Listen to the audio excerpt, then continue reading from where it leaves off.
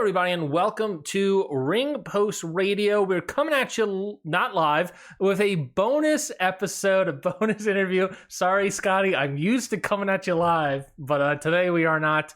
Today we are joined by a special guest. But before we get to the special guest, I want to introduce ourselves. I'm Ryan Knightsey. I'm with by the glorious Scotty Edwards. Scotty, how are you doing tonight? Tired. That's per usual. That's per usual. Oh, yeah. No it could be change. The morning, it could be the night. I'm always tired. Zero change. But I'm excited for today. So yeah, that's what matters. I am as well, and we are joined by the I'll say owner, the promoter of Kitsune Women's Wrestling, Eric Howard, also from the Joshi Podcast. Eric, welcome to the show. I thank you guys for having me. And we are live. We're all alive. Maybe not live, but we're alive. We are? Well, we're in some weird matrix. We're not alive. This is all some sort of this is a simulation. Unreality simulation. There you go. The moment the podcast turns off, we stop existing. This is object permanence at its finest. See, when you turn your camera off, it's like I think you just go away, right? You're gone. Exactly. I fade into a thin mist at the end of every single episode, and Scotty just turns into a bed sheet and lies on a bed. If Ryan were alive, I'm not sure about Scott, but you and I are alive. Yeah, that's well. This is as alive as Scotty gets. I think this is to be fair. But enough dunking on Scotty. I guess. Once I get going, we're all set. Yeah, he'll get locked in. Don't you worry. But Eric, thank you very much for coming on onto Ring Post Radio. We're talking to you because, of course, your debut show for your debut promotion, Kitsune Women's Wrestling, the debut show being called GONG, the first show October 22nd in Los Angeles. It's coming up fast. Last time I checked, you were very close to selling out as well. So by time this comes out, maybe you're already sold out. I don't want to jinx us, but that very congratulations on starting this whole endeavor. Well, thank you. Yeah, it's been interesting. It's been a learning experience. It's been fun. I've hated it. I wanted to quit 50 times, but I wanted to keep going 51 times. So here I am today on a few days away from the show, and it's I haven't quit yet. So let's hope we get to Sunday without me deciding to quit. You're gonna have a lot of Japanese wrestlers staying at your house if that's the case. We're going to Universal Studios tomorrow, so we're gonna have a little fun out there. That's much more, no offense to your house, but that is a lot more fun, I'm sure, for them, because Universal Studios is great. You don't know I have a Harry Potter ride in my backyard. I was about to say he has Hagrid's ride, whatever the hell Hagrid's ride's called, and I have butterbeer. And he's got butterbeer. There you go. See, that one's probably a lot more plausible. But I actually go ahead. Go ahead. No, you're the guest. You go ahead. No, I just want to say it's I appreciate you guys having me, and yeah, it's been exciting. It's fun. It's something I never thought I'd do. It's like you dream book, in your mind, and you're a wrestling fan, and to do it for real is kind of just mind blowing right now. So again, yeah, thank you guys for having me on to help promote it. You pretty much perfectly led me into the first question, and it was, when booking a show, like, are you just thinking, like, what do I want to see, and how does that come together? Because as someone that's just followed you, whether it was from the Joshi Pod or as you've gone along this journey, I can imagine there's been a lot of ups, a lot of downs, but overall, you've put together such a fun, exciting card that so many people are exciting for. So was it your mindset to book for yourself and hopefully other people would like it, or did you have a plan going into it otherwise? No, it was pretty much I know a lot of people are like me. A lot of people love Joshi wrestling and love certain kinds of Joshi wrestling. I mix and match, and a smorgasbord of wrestling in Joshi, and that's kind of what I wanted to do. I wanted to bring some people over to America that maybe is not the most mainstream. It's not the Tokyo Joshi Pro Stardom, top of the card wrestlers, but Hibiscus Me and Miyako Matsumoto are characters that I think people need to see, and people that aren't familiar with Joshi, or people only familiar with Stardom or Tokyo Joshi Pro, or or Sukiban or something like that, the newer fans like that they come over and see these characters that like Hibiscus Me and Miyako Matsumoto and Risa Serra and these type of wrestlers. And yeah, my ultimate goal for this thing was to bring Japanese wrestling to America, because not everybody can go to Japan. So my goal was to bring a independent, not an independent, but like a smaller, not major promotion type wrestling show from Japan to America, and put it on here so people can see a very traditional type of Japanese show. That's actually that's very interesting. You talking about sort of like you wanting to bring Japan over to America. That's very interesting. And I think that's a constant like conversation that's happening in the US right now, is like this idea of Joshi becoming, at least online, at least on my Twitter X page, it feels like Joshi is becoming more and more popular. Is that something that when it comes to booking the show, obviously there's all, and especially in America right now, there's this conversation between like in-ring work style versus characters and promos. I think Joshi has a little bit of that blend of the two, but is that kind of what you're trying to capture, is a blend of those two, or are you looking more of like, I want to showcase characters and storylines and promos, or I want to really focus on work rate and in-ring match quality and stuff? Is that where are you sort of looking at in terms of being the booker? Probably like a total package, like a Japanese. If you go to a Joshi show in Japan, you're going to have the early matches where it's two young wrestlers wrestling each other in a pretty technical match, and then you're going to have the characters, the silliness happen, somewhere in the middle of the card, and then at the top of the card, you're going to have some kick-ass matches that are going to blow you away. So you kind of build and build and build. I didn't invent this. I just know by watching. I've never wrestled in my life. I've never really taken bumps before. So I just know by watching. I know by I don't say studying, but I've been watching since I was born. I went to my first wrestling show in my mom's belly. I've been going to wrestling literally since before I was born. So, I mean, I've watched it and I've watched it and I've watched it and I see how cards are put together. I see how shows are put together. I've been to Japan, I think 6 or 7 times. I can't, I've lost count. That sounds terrible and it sounds arrogant, but it's not meant to be. But, I've gone over there and, I've put in the unofficial work to learn and see and watch shows. And, and again, I'm very thankful and very lucky that I've got a chance to go to Japan. But again, not everybody can go to Japan. So it's bringing that traditional Japanese show where it's work rate, it's Konami's, it's the Risa Serras, it's that kind of Japanese talent, the Haruko Masaki's, the young up and coming super duper stars, and the Rina Amakuras, and then you also have the Miyako Matsumoto's, the Hibiscus Me's, and the I think Unagi Sayaka, people kind of dunk on her wrestling ability a little bit, but she's gotten really good and she's come a long way. And Tei Hanma is a wonderful wrestler as well. So it's a mix and match of all that, which you get to see in Japan. And again, I wasn't trying to reinvent the wheel. I was just trying to bring something traditional Japanese Joshi show to America. Yeah, you dove in a lot into that, so I have like many questions to come from that, but I'll try to pick one from what was once again a great answer, so thank you for that. I do want to talk I talk a lot, I'm sorry. Hey, that's why you're on here. That's why you're I'm a podcaster, buddy. Exactly. Hey, I appreciate it. I can just sit back and listen. Ryan would know I cut him off 75 times per episode. It's just how it goes. But bringing up Konami, you were the first person to announce her doing anything outside of Stardom. Because for those who are listening, maybe you are not as up to date on Joshi or whatever may be the case. Of course, Konami she didn't retire, but she took a break from wrestling after Stardom Dream Kingdom in 2021. Has been in and out of Stardom here and there. Most recently had a Wonder of Stardom title match against Mirai, and I think that's like right when you made the announcement that Konami would be on this show. So obviously, you've kind of just sparked what is now Konami being booked here, there, and everywhere, which is very exciting.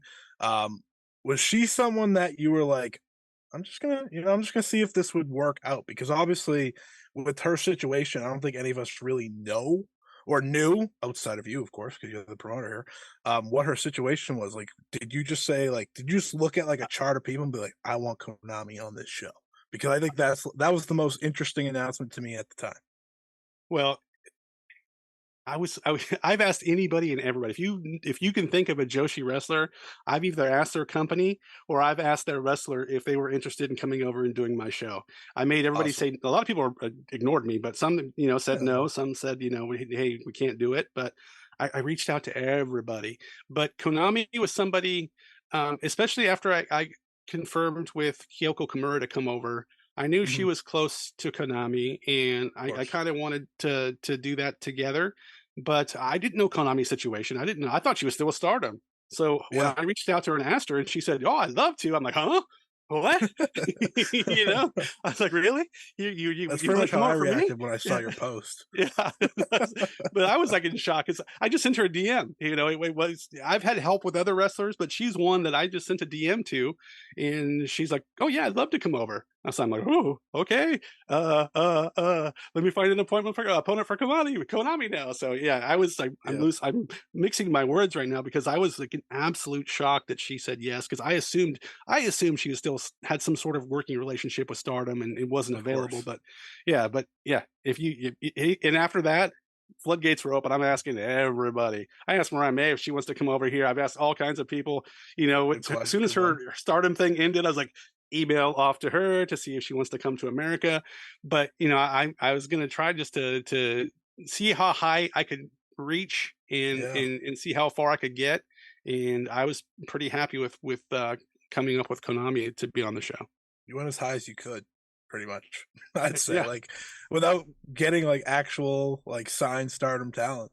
That is as high. I mean, she's in a faction, stuff like that. And you got Risa Sarah, who of course is literally in a Stardom tournament while she's on your show. Like, the tournament starts this weekend, and then she's coming to America for your show, which I think is pretty awesome. So and I got the Diana champion on my show too. So I mean, I went and tried to get as the people as high as I could get. So you killed it. You killed it. That's why I think so many people are excited. And I was going to bring up the Umasaki thing. Sorry, Ryan. I know you have some questions loaded up, but I do want to just ask this one. I know originally Umasaki was supposed to defend the title. You don't have to explain to me what happened, but should we be excited about the potential match, whoever she faces? I know there's a battle royal with a lot of your favorites that you've been hyping up even before the show. So what should we look forward to with that? Because the title, whatever, doesn't need the title to be awesome, and I expect it to be awesome. So, like, what should people be looking forward to when it comes to Haruka's match against? I'll address the title match thing because I announced it and unannounced it, so I'll address it. I think it's when you communicate with people that don't speak English, and I don't speak Japanese, so there's things get lost in translation sometimes, and misunderstandings happen. And what I thought that we were okay to do wasn't exactly, I guess, what Diana had in mind, which is fine. And again, I am brand spanking new to this whole deal, and the fact they let Haruka Umasaki come over here and work for me is good enough for me. I've got not a whole lot of credibility. I got Chigusa Nagayo has got my back here a bit. She's been helping me with some stuff, but besides that, I don't. To me, but. Yeah, she gives me credibility. Absolutely. She does. But again, I mean, other companies said no, even with Chigusa involved, so it's not like everybody said yes, but just the fact that, I think the Diana belt will be defended at a future, Kitsune show in America. I think that's going to happen. I think other companies' belts will be defended at my shows in America. But for the first one, I totally understand why Diana pulled back a little bit and said, hey, let's get one under our belts here a little bit. Let's get some trust and let's work some things through. And if we have a good experience this time, and then maybe we'll move forward next time. But again, that was all just a lost in translation thing where I maybe I jumped the gun a little bit, or just a misunderstanding or what have you.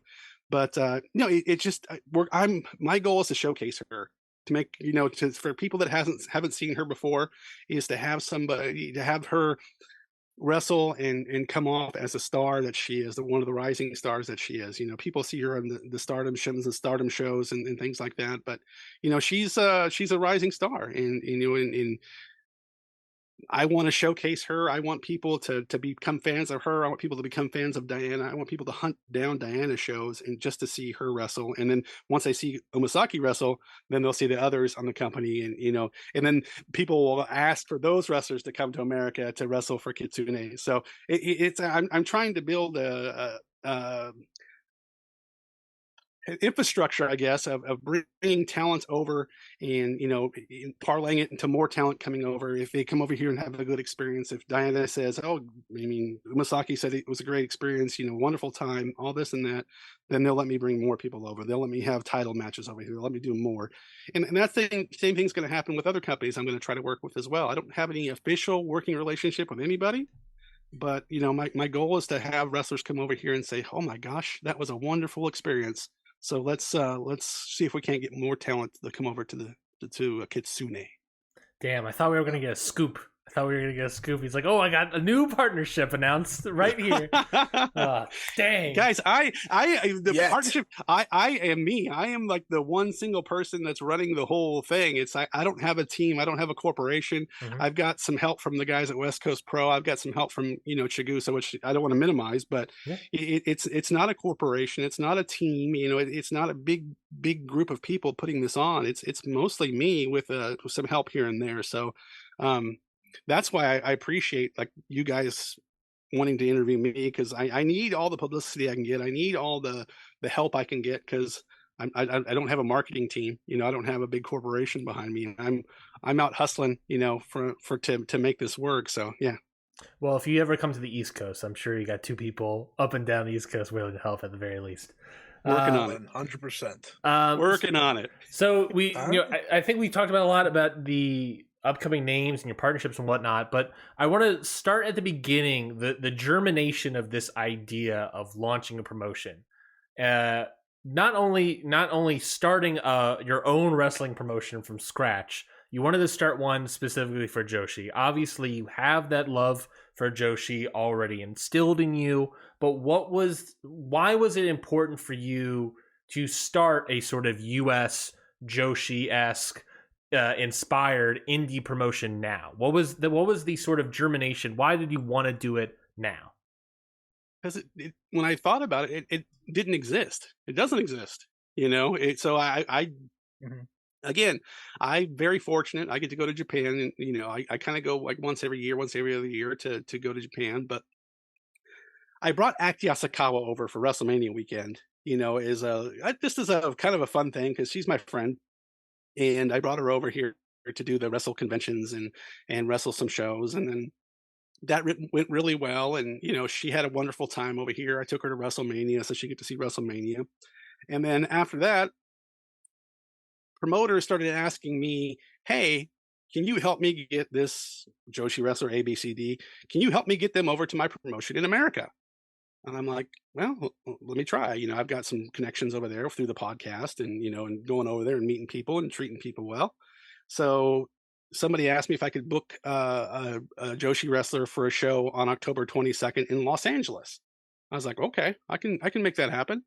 And that show ended up canceling. This was back in May. So that show ended up not happening. So I asked the person who decided not to put the show on, I was like, "Do you mind if I run a show on October 22nd? So I've already talked to a couple of Joshi wrestlers, So, that was all it was, because I already talked to a few Joshi wrestlers about coming over in October for other promotions. But I said, well, why don't I just have them come over and work for my promotion? And that's how it came about. Since, from May to today, that's how it was. Before May, I had no intentions of starting a promotion or running anything. I was just going to try to help.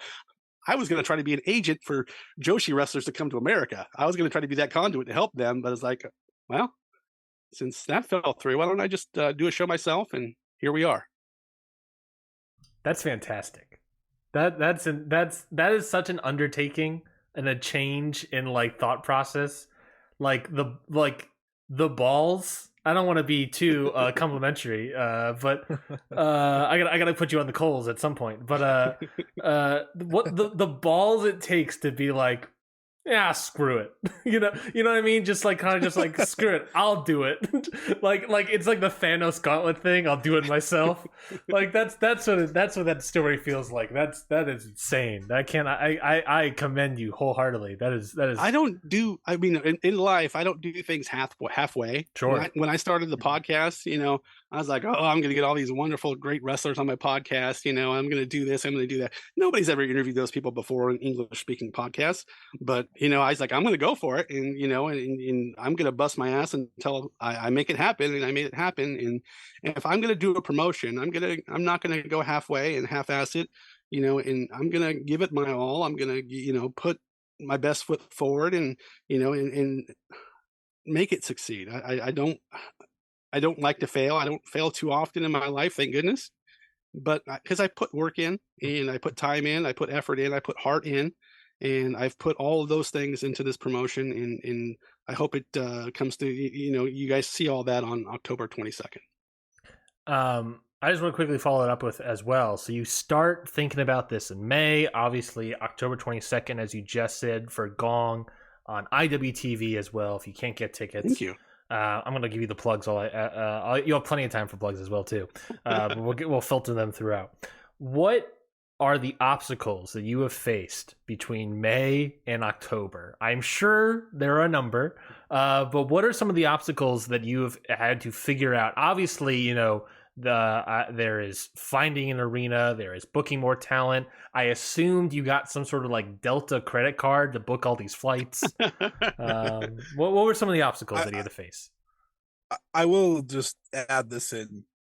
I know you had a match originally scheduled for Konami that was official with Match Slamovich. Of course, that had to change, so I'll just get that out there. I know that. But to me, you replaced it with a pretty damn good match. So I think people will be very happy. I tried. No, originally I had some actress girls wrestlers on my show. Yes, and we were gonna, I was gonna try to bring the first person you announced. I think so. Act and Sumikawa, I think, were the first two. Act Yasukawa is my friend. She's legit my friend. We befriended each other when she came over here. So I wanted to bring my friend back over to America, and it was difficult, not unbooking my friend, but we just had some with actress girls, a little bit of difference in philosophy of what they are and what I wanted to be. And, and they're pretty successful right now for what they're doing with actress girls. But, it's like challenges like that, where it's like, I have a vision, they have a vision, and sometimes it doesn't, meet eye to eye, and, no hard feelings. I'm going to go to actress girl shows when I go back to Japan in November. And no hard feelings. They don't have any hard feelings towards me. I don't think act doesn't have any hard feelings towards me, but it's just challenges like that. Wrestling politics are real. People not wanting to wrestle certain things or certain wrestlers, and in mixed companies, you can't have a certain wrestler from one company wrestle another company, things like that, which I get. And, it's a learning process for me. So that's one of the challenges. Finding a venue was a challenge. I had one booked that was like LEDs, like all the way around the room. So like I could have like it's kind of like that new dome thing in Vegas, where it's like surrounded by, the whole thing is like a dome surrounded by like LED lights. Yes. Well, this is a smaller version of that with like a box, a big like rectangle of just LED lights surrounding you everywhere. I'd had that booked and put my deposit down, and then they canceled on me. So, it's that's the challenges, right? Of trying to put on an event. So I found a ballroom in Koreatown, which never ran wrestling before. And, I trying to think outside, not run the same venues that everybody else is running. I'm trying to do something a little bit unique. And so I think it's going to be a pretty cool little venue for me for this first show. That's a challenge. Getting Chigusa Nagayo and I, we met up at the Queen of Indies, and she sat down with me. She and I had a chat, and she offered her help to me. helped me overcome some challenges, right? So she offered her help to me. Chris Hero offered his help to me, to mentor me a bit. Scott at West Coast Pros also helped me a bit. So as I've had those challenges of finding venues or matches canceling, or wrestlers canceling, or wrestlers only wanting to do certain things and not other things, I've had people along the way who I've bitched to, I've whined to, I've cried to, and threw my hands in the air saying, why are these people being like this? But they tell me, they give me reasons why, they educate me. So it's been challenges. It's like losing Masha was a big one for me. I was hurt. That one hurt a lot, because Masha versus Konami was like my big match, my big dream match that I was going to show the world. And Konami was in Masha's first match ever in Japan, like her first match ever. She and Konami were in the match together, and it was kind of like a full circle thing. And Masha was so pumped to do it, and Konami was so pumped to do it. And TNA or Impact, I'm sorry, had to pull Masha, which stuff happens. It sucks. Bound for Glory, right? Yeah, it stuff happens. Yeah. Hold on. Bound for Glory Fallout. They got TV tapings to film. She's contracted, so it is what it is. It's okay. Yeah. But again, she could have missed it. She could have missed it. She could have missed Bound for Glory Fallout. For my little tiny show. Yeah. Do it injury angled. Just do an injury, gets knocked out. Killer Kelly has to now defend the belts by herself. Just do that. That's fine. But again, those are challenges. But it's in the moment they stink and it sucks, and I wish it didn't happen. But then I pivot. I lose Masha, so I'm like, oh crap, what am I going to do now? So then I go like, okay, let me go see what I can do with something else. And I go find Willow Nightingale. I find Janai Kai. I get Mercedes Martinez, and I tried to make lemonade out of lemons that, got handed to me. And I sulk and cry like a baby for a few seconds, but then, I pull my britches up and start to pivot and try to find something else and try to make it better. And that's not the wrestling business. That's just business, right? That's just life. Life kicks you in the nuts every once in a while, and you gotta, shake it off and get up and keep going. You can't just stop. So it's life lessons I've learned doing this, in respecting people who are helping me with nothing in return. People in this wrestling, people in this business are helping me, and they're not getting a single thing in return. Scott from West Coast Pro is not getting a single thing from me. Chris Hero is not getting a single thing from me. Chigusa Nagayo is not getting a single thing from me. They're doing it because, one, they love wrestling, two, they're good people, and three, I don't know the third one. They want to see me succeed for whatever reason it is. They want to help me. They want me to Chigusa, she and I line each other, the app where we message each other all the time, and her overriding theme over and over and over again is, we're going to make Kitsune a success. We're going to make Kitsune a success. No choice. It's going to be a success. When I cry to her and whine to her about certain things, she's like, oh, no, slow down. We're going to make Kitsune a success. Scott from West Coast Pro says the same thing. Chris Hero, whenever I message him, says the same thing. So it's challenges, but it's also at the same time of the struggles and stuff, the happiness I have to see that there's actually good people in this business, in this industry. When you hear about all these crappy people and all this bad stuff, I've gotten lucky and found my way. And Kid Bandit too. Kid Bandit's another one that's been really helpful to me. I'd be remiss if I didn't mention Kid Bandit. But all of them, to just showing me the love and care and help when they don't need to. There's they could say, go away, dude. You're not giving me anything. You're not doing anything for me. But I don't know.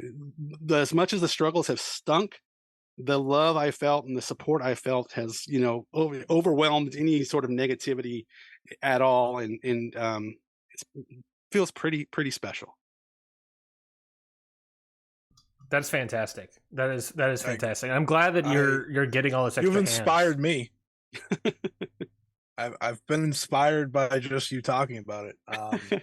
I mean, I'm not going to do anything about it. I'm just inspired, so I'm just going to be happy with that. But you are. I mean, from where you started when we first started talking, you've come a long way. You worked hard. You busted your butts. You're doing the same thing I'm doing, man. You're hustling and working and trying to do something cool and something fun and something that hasn't been done before. So you guys are, no different than I am. I appreciate that. I'm just so happy to hear, despite the obstacles, despite the ups and downs, you've had that support system. You know, Historically, it doesn't get much better than a Chris Hero, Chigusa Nagayo, Scott from West Coast Pro. Like that is a hell of, and Kid Bandit as well. Like that's a hell of a four because I think they all absolutely offer you something different. When it comes to Nagayo, my favorite part of maybe anything you said was that she wants this to be a success. She doesn't have to. Like she wants it to be a success. It's obviously not marvelous, but you have marvelous wrestlers connected. So like what besides, just well, hold on. I specifically told her, it's like, well, I don't want Kitsune to be Marvelous USA. I said that thought like straight to her face. It's like, this is not what I don't want it to be Marvelous USA. And she's like, yeah, okay, no problem. It's not about that. It's about, Kitsune being successful. Mm-hmm. Absolutely. And I love that she, seemingly received that and, has ran with it. Working with her, I mean, as a longtime Joshi fan, as a longtime wrestling fan, how just like do you take a step back and just think to yourself like how cool that is that you have one of the true all-time greats helping you? Oh, like the guy was royalty. I call her Crush Gal. I say, hey, Crush Gal, hey, Crush Gal, hey, Crush Gal. That's what I call her. But yeah, absolutely. It's she. We had a misunderstanding at one point, and she flew from Japan to San Francisco, and I flew from San Diego to San Francisco to have a meeting because we were on separate pages, and I was pissed, and she was pissed, and all this was going on, and she flew over here. I didn't pay a penny for her to fly over here. She paid on her own to come over here and meet with me and sit down and kind of explain her side. I explained my side and we kind of worked through some things, but she loves wrestling. She loves, she loves the industry. She loves women's wrestling. She wants to see wrestlers become stars. And, and she loves America too. There's no doubt about it. She loves America and she would love to find a way to get herself into the American market somehow. And, maybe through she works a lot with Scott at West Coast Pro and me, maybe we'll help her with that as well. Maybe open a dojo or something someday. Who knows? But yeah, I step back because it blows my mind that I'm messaging her, and it blows my mind that sometimes the message I send to her, which aren't rude, but it's like being a crybaby to her, about this is happening, blah, blah, and it's like right. I'm crying to Chigusa Nagayo. I'm disagreeing about wrestling with Chigusa Nagayo. Is like, who the hell am I? But she I think she respects it that I have my vision and I'm kind of like I listen, but I also stand my ground when it's time to stand my ground. So I think she respects that a bit and she understands that. But I've learned a little bit more about my mettle as well when standing up to people like her when I have that vision in mind and that I want to make happen here. And once I make my decision, she supports me 1000%, but she tries to explain, the side from the Joshi, which, I've made, adjustments in my thought process as well, because she kind of explains to me, okay, you're looking at from an American side.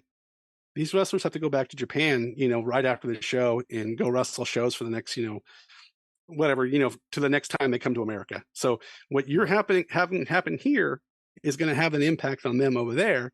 And, and I wasn't thinking that way at first. And it's like, oh, it's America. It's, it's Bizarro land over here. Nothing really counts. Nothing matters. But it's not true. So she kind of enlightened me a little bit on that because I was kind of narrow-minded a bit on that, where it's like, oh, it's America. It doesn't count. It doesn't mean anything. But it does. It does. Right. And it's not, we don't wrestle in a vacuum over here. It's, so those kind of things she taught me. But other times I was like, no, this is what I want. This is, this is my vision. This is what I think should be. And this is why I think it should be. And she's like, okay, let's do it. Let's move forward. She's like, and again, I respect that so much because she could just say, "You dumb idiot, you don't know anything. I know know more about wrestling in my little pinky finger than you know about everything." She's a crush gal. She knows everything about wrestling. She runs her own promotion in Japan. She's run many promotions in Japan, and I'm just some first timer, no show yet, and I'm pushing back to Chigusa Nagayo. Who the hell am I? Yeah, quite the underdog story forming. As Ryan said earlier, you got the balls. You're ballsy. Or just dumb. I might just be dumb. We'll find out. It's clearly working. She was willing to come to America to talk to you about the disagreement. Clearly, she respects you, which is obviously a big deal. Yeah, but again, her mantra: "Let's make this a success. Let's make this a success. Let's make this a success." That she promised me the day. It was almost like getting a hug from like the Godfather or something up at the Queen of Indies when she hugged me.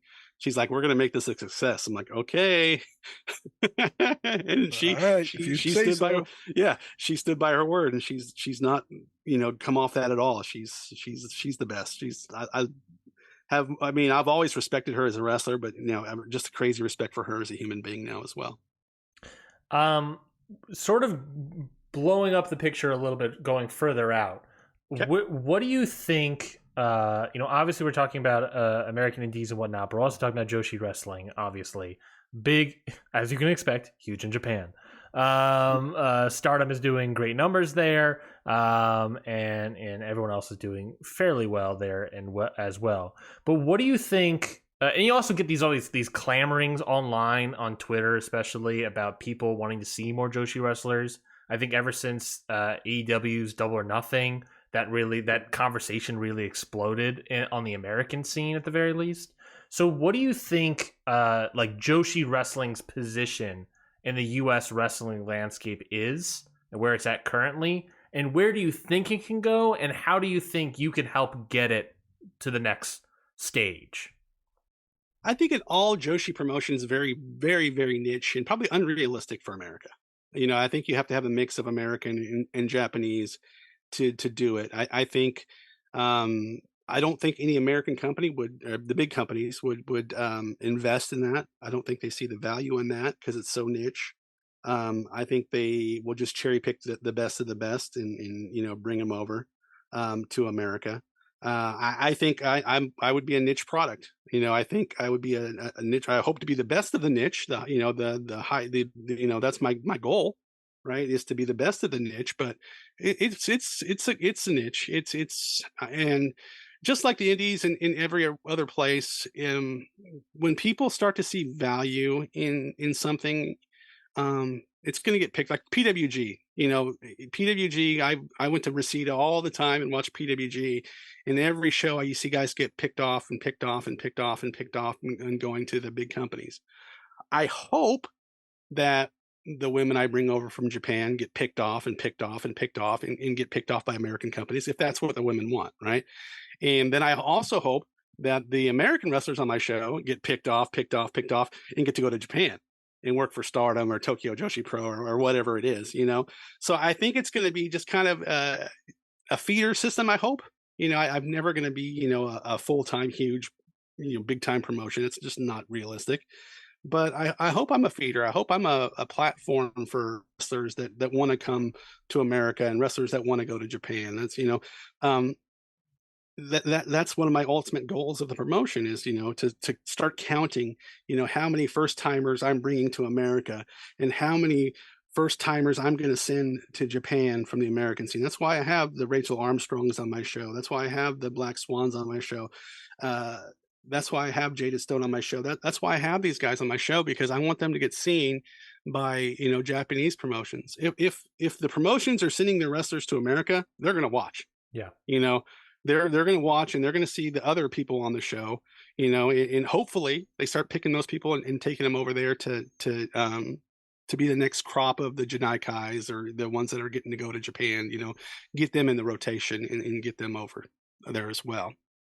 What was your question? I can't even remember the question. No, you perfectly answered I just talked too much. No, you answered it quite well. I appreciate the honesty as well of understanding the position of being niche. I mean, for on the Countout Network as well. We obviously Scotty does the Stardom Road, a whole podcast about the history of Stardom, but we also have our podcast called Your Dose of Death. It's a deathmatch podcast, and that in itself, I was talking to the host of that show, Lauren, about that. How that lives in the wrestling landscape, how that is very much a niche as well.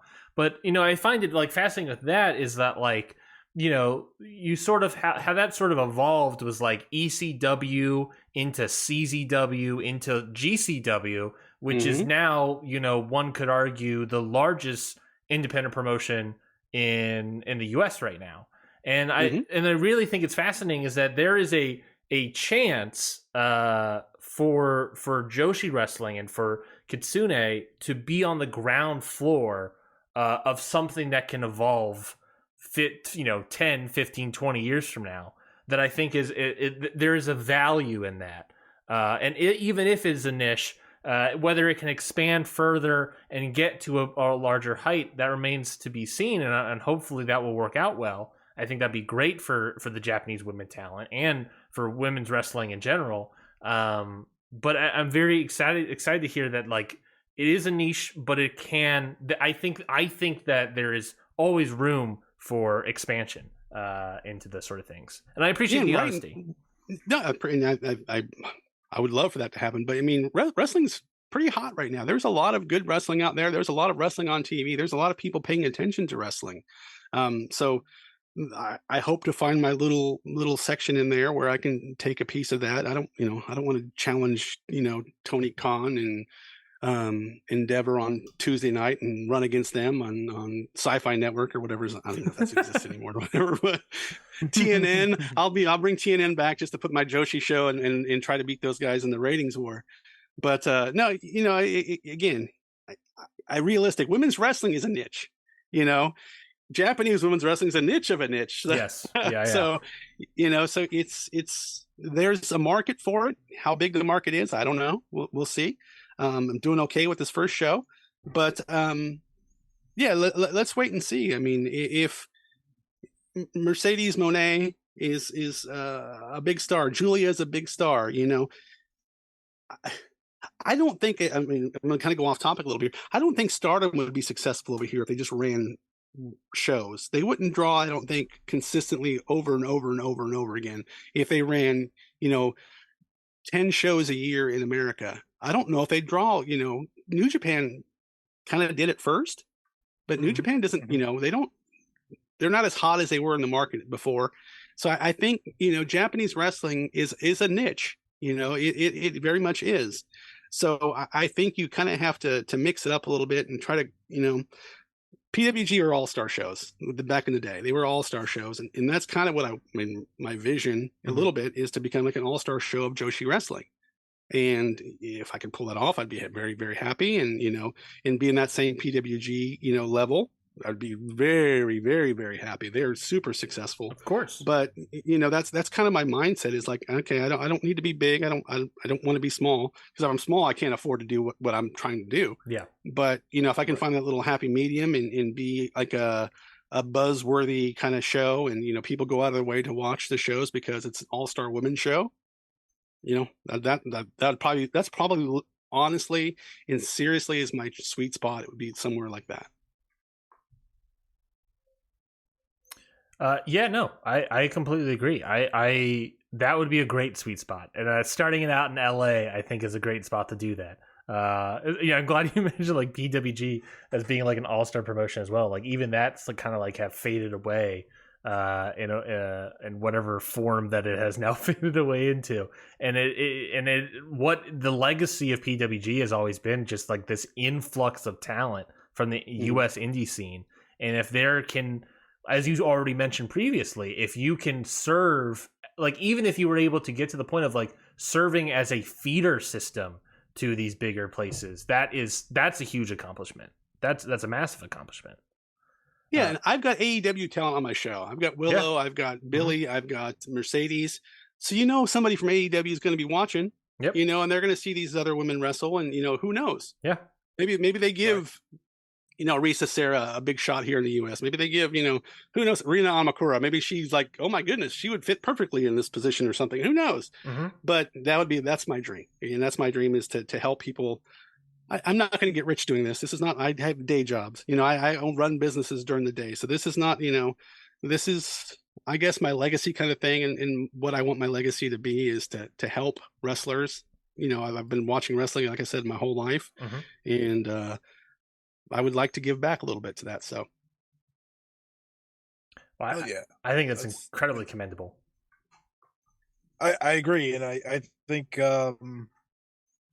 it's obviously you've went over the challenges, you went over the fun aspect of it all, right? And I want to dive into that towards when we wrap this up, because I think there's just a part of all this that you should just kind of celebrate what you've achieved already.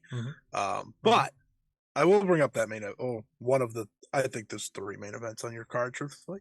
But I'll bring up the big one with multiple AEW talent, and I think it's pretty cool to connect a lot of dots here. So, of course, you have Konami teaming up with Will Nightingale as they face Mercedes Martinez and Janai Kai. And the reason I think this is so cool is because there's a lot of Joshi aspects to this. Obviously, Mercedes Martinez has taken her, she's had her time in Japan. She's been in some big matches, including in Stardom, for example. She was in a, World of Stardom title tournament semifinal match to crown the initial champion.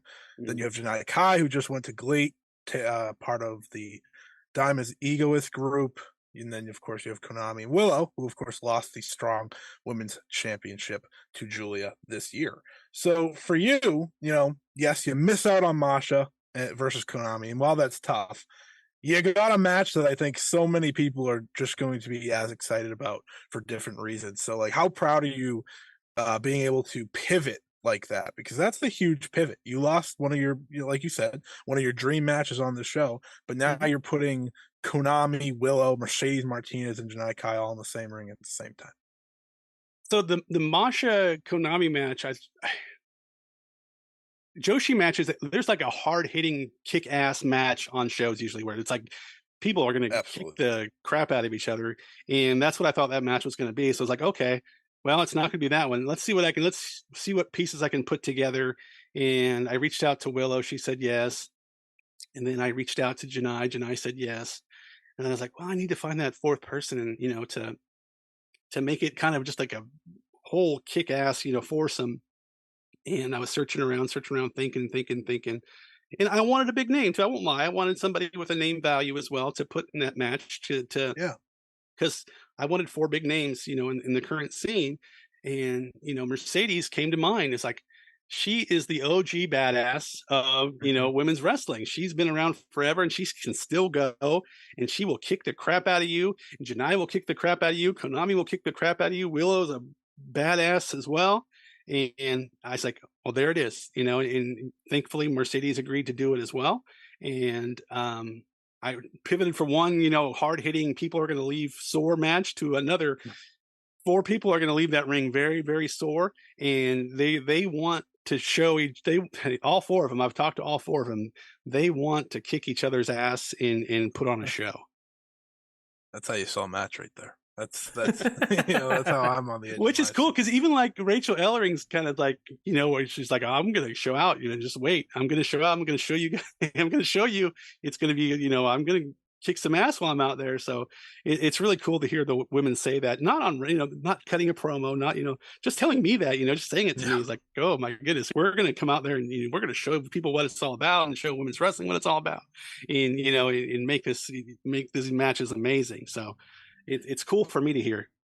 Absolutely. And I did want to just say, you got Billy Starks on the show, so like you've connected the entire indie / Joshi / mainstream world in one wrestler, and then you have a lot of great wrestlers as well. So I love bravo Billy. on that. I love Billy. I feel bad for Billy. She's gonna get creamed. Yeah, I mean, you could be a little nicer to her, but see, but that's another one, because I was messaging some people. It's like, okay, when I was thinking about, like, you're making your dream matches, right? You're booking, fantasy booking, whatever it is. So I would DM people sometimes. What do you think of this match? What do you think of this match? What do you think of this match? What do you think of this match? And then somebody suggested to me the Risa Billy match. I'm like, that's actually kind of cool. So, so I took feedback in. I asked people, people about some matches, and that one came about, and it's a pretty cool one. I feel bad for Billy. Risa's a badass, and she's gonna. I don't know if there'll be light tubes or not, but I would be very afraid if I was Billy Starks. I'll take that as a scoop. Yeah. I'll take that as a scoop. It is light tubes, and yeah, maybe Billy can find some other minions to come, help her out. yeah, that could work. That could work. So at the time of the recording, as we sort of already talked about at the top, this is getting released a little bit closer to the event, so hopefully it's fully true. But as at the time of the recording, GONG is on the way to selling out. It's doing very well. To you, and I don't know what you have planned, but to you, does that make you more nervous or less nervous about doing a potential second show? Well, let me say this. Before I even announced a wrestler, people were asking me how to buy tickets. Yeah. Which is so it's huge. humbling, That's huge. Yeah, it's humbling. I just said, hey, I'm going to run a promotion. People are like, well, where can I buy tickets? Where can I buy tickets? Where can I buy tickets? And that made me nervous, like almost right away. I'm like, holy crap. If I'm going to sell tickets, people are going to expect something, So, so I already had some wrestlers in the works, but again, just announcing that Kitsune was going to be a thing, and people wanted to buy tickets. And no, it makes me work hard that people have such good faith in me, and I've built up such good faith in people that I'm nervous for sure. I've had some sleepless nights when I've had some people have to cancel or get hurt or things like that. I've had some sleepless nights, and it's affected my mood sometimes. But there are nerves, but there's excitement. I just want it to happen now. Because I don't want anything else to go wrong. Yes. So I just want it to happen now, just so I can get it on the air and get the wrestlers out there, and there'll be more shows. There will be more shows. There was a point probably a few weeks ago. I'm like, screw this. Let's just get this one done and let's move on. I'd rather waste my money on vacations than this. And but there will be more shows. There's a hope to do shows internationally. There's a hope to do shows WrestleMania weekend. I'm working on that. I'm trying. I would love to run WrestleMania weekend. That's the East Coast. Ooh, my ears burning. But I would love to run 5 shows next year. I would love to run 5 shows in 5 different cities next year. I would love to do that. Boston. I'm sorry. Just trying to put it in your mind. Atlanta, Atlanta, Georgia, major markets, right? Atlanta, Georgia's available ever since Terminus ended. We got nothing. Scotty knows I was gonna put in a dig on Terminus. Go right ahead.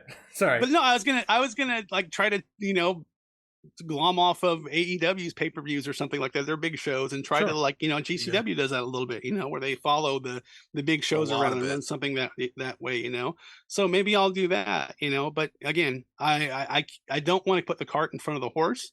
I got to get past this first show and make sure it's successful. Maybe I don't fall on my face and fail. Of course. I don't think it's going to happen because I have such a support system, but let's get this one out of the way, and then let's I have thoughts in the back of my head, but I don't want to think too hard about it.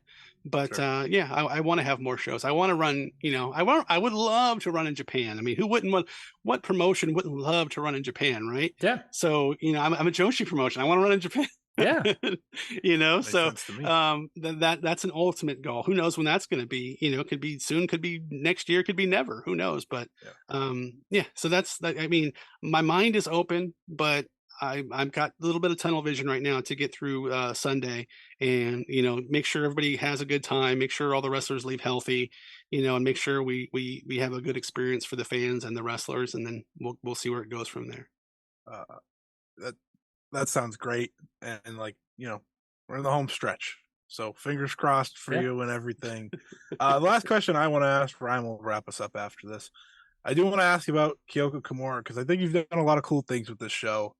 Nothing is cooler to me than bringing over Kyoko Kimura. Was that just one of those things where you were like, I need to bring her to America, let fans say hi to her? And after all that's happened the past couple of years with Hana, is there was that part of your mindset when you reached out to her to get her on the show? Maybe pay respect to her, pay respect to Hana in some sort of way. When I was watching, I saw Hana make her debut in Stardom. That was the first Stardom show I ever saw live. Was that show when she made her debut, and I thought she was going to be the one that crossed over to America and became the biggest. Not just, I thought she was going to be the biggest wrestling star in the world. I thought she was going to be the one. She is the one, and as she evolved and evolved, like, man, she's on her way. She's going to be the one. She's going to be the one. And then, unfortunately, what happened. And I was I met Hana at a show and got her autograph. And then I was carrying her portrait around Japan, took it back to my Airbnb. And people were with me. This is a totally silly story, but I'd like to tell people. And my niece was with me, and she was holding the picture for me.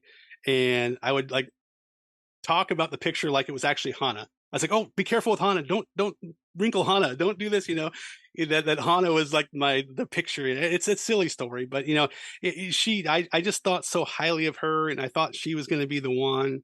And I have a big giant Hana tattoo on my arm as a kind of a tribute to her.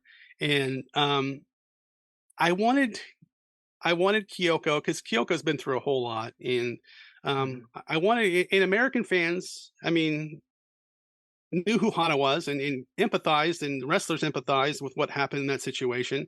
And I wanted a way for American fans to have a place to get together and show Kyoko how much Hana meant to them, and show Kyoko the love that she probably hasn't gotten from an American audience since it happened.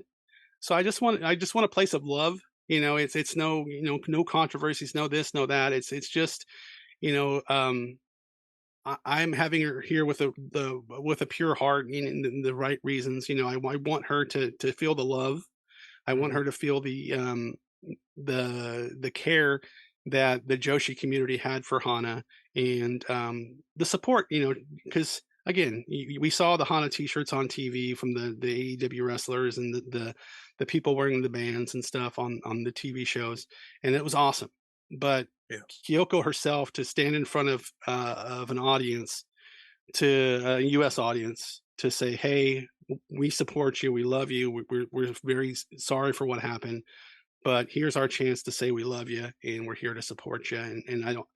And because Hana was, I thought so highly of Hana that I had the idea to bring Kyoko over to let her get her flowers and get some support and love, and just to let to people, the across the pond is you think it's, I don't know, it's real, but it's not real until you're right in front of it. So I wanted her to feel it for real. She sees it in tweets, she sees it in videos, but I want her to see it, face to face with fans who really care, and let her feel that admiration and love and appreciation. And that's the whole idea, is just to make her feel the love from a U.S. audience face to face. I think you've had a lot of great answers, Eric. Mm-hmm. That is my favorite one of the entire show. So thank you for that. And if Kyoko comes over and sees how much love is for her daughter, for Hana, see how over she is in America, then you sort of proven your theory correct that Hana was going to be huge in America, at least to Hana's mother. And I think that I think she would be the top wrestling women's star right now in America, in the world right now, if she hadn't passed away.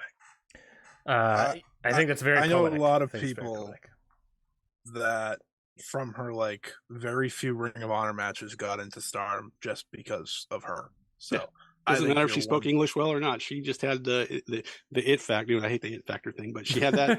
She had it. Mm-hmm. She did. Well, again, thank you very much for coming on, Eric. But before we go, just to lighten the tone a little bit, just before we go, I do want to ask you a very important last question. You are the booker of Kitsune Women's Wrestling. The show is happening. The show is called GONG, October 22nd, and you're entering the Joshi world as the booker.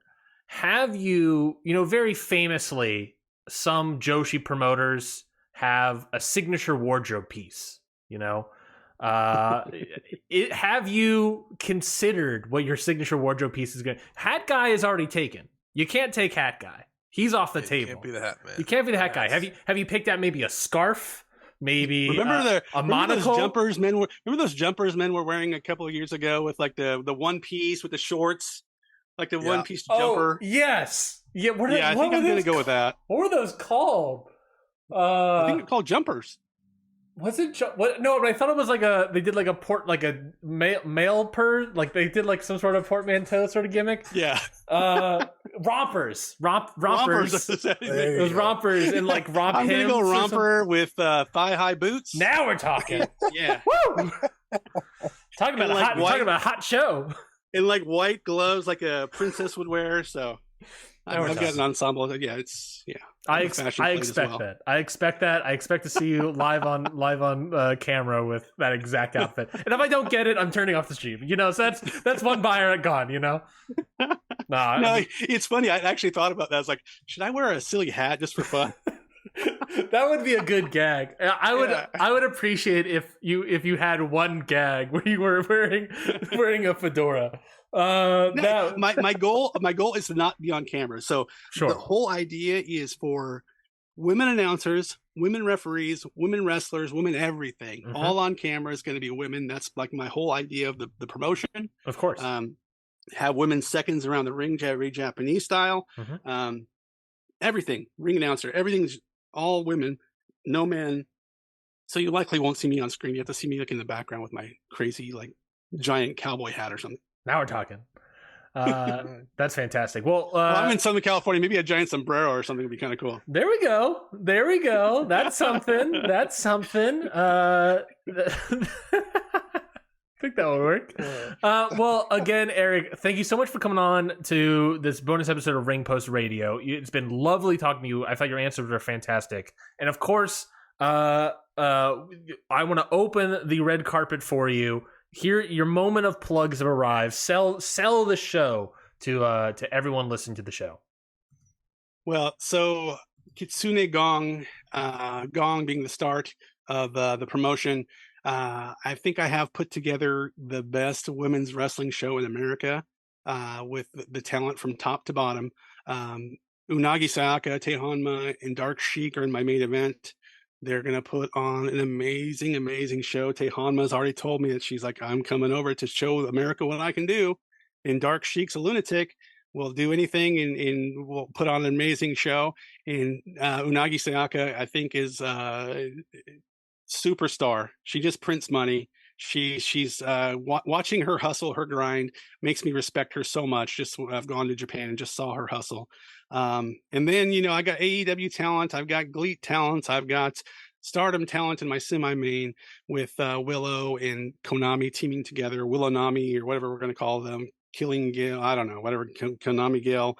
I don't know. I'm not good at those kind of names. But and then Janai and Mercedes.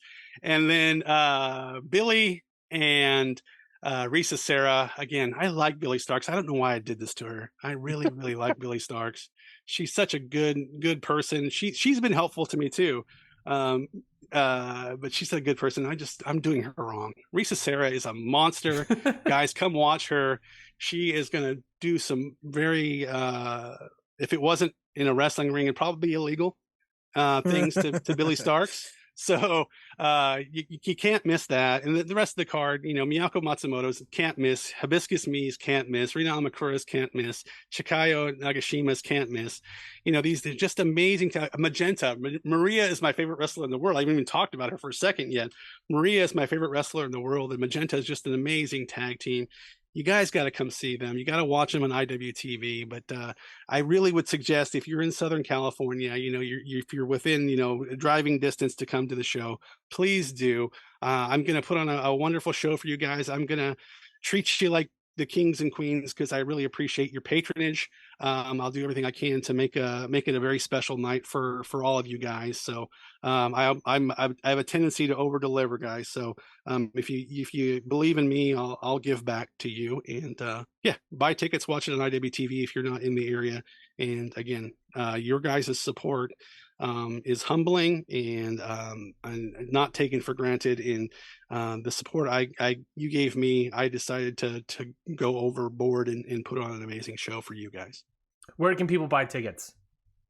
Eventbrite. Follow Kitsune Wrestling on Twitter, or the Joshi Pod, at the Joshi Pod on Twitter. That's my other account. As this is out now, there will be an interview with Konami on the Joshi Pod feed. Ooh. So you guys can hear an English interview with Konami. Yeah, follow me on the socials, and there'll be links to the show. But again, guys, if you can't watch or you can't make it live, your retweets, your likes on the posts mean the world to me, because like I said, I'm just a dude. I'm just a fan who is putting on a show. And any big thing, little thing, all the sponsors that have stepped up for me, I sincerely appreciate y'all. And I appreciate Ryan and Scotty for having me on too, because again, I need all the help I can get. I don't have a marketing team. I got, good people like you willing to help me spread the word. He's come hat in hand, folks. He all he wants is just you show up IWTV October 22nd, Los Angeles, California. California. You catch him in a romper for the first show. Romper, thigh highs, fishnet stockings, white eyelashes. What else can I do? Sombrero, of course. Sombrero. Oh yeah. I mean, how can you wear a romper without a sombrero? Naturally, of course. But don't forget to watch the show October 22nd on IWTV. Gong from Kitsune Women's Wrestling. Eric, it's been a pleasure having you. Appreciate you guys very much. Thank you.